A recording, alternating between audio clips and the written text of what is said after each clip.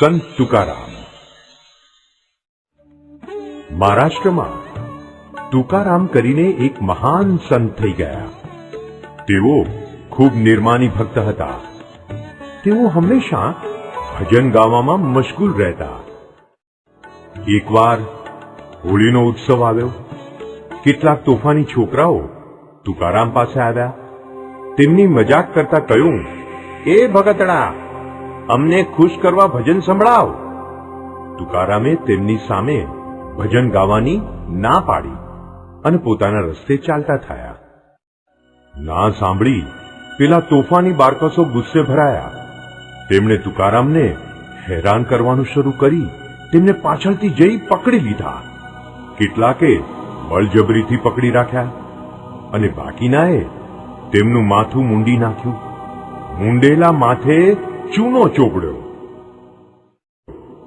આટલું જાણે અધૂરું હોય તેમ તેમને ઊંધા ગધેડે બેસાડ્યા.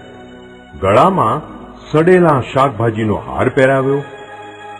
આવી કઢંગી હાલતમાં આખા ગામમાં ફેરવ્યા. બૂમો પાડી પાડીને ખૂબ ઠેકડી ઉડાડી.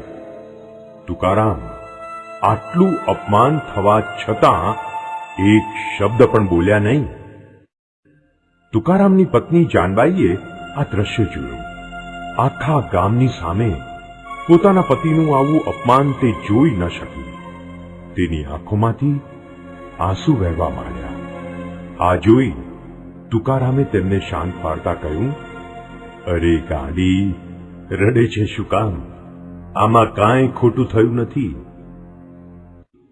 વધેલા વાળ કપાવવાના પૈસા ન હતા તો મફતમાં કપાઈ ગયા. સાથે સાથે માથામાં થયેલો ખોડો પણ ચૂનો ચોપડવાથી દૂર થયો. અરે હા, આપણા લગ્ન વખતે મારો વરઘોડો નહોતો નીકળ્યો ને, તો એ ઈચ્છા પણ આજે પૂરી થઈ ગઈ. અને જો આ શાકભાજી 2-3 દિવસ સુધી રાંધીને ખાવા થશે. આવા હતા નિર્માની સંત તુકારામ. તેમની સહનશીલતા અને નિર્માનીપણાના ગુણ આજે પણ મહારાષ્ટ્રમાં ગવાય છે.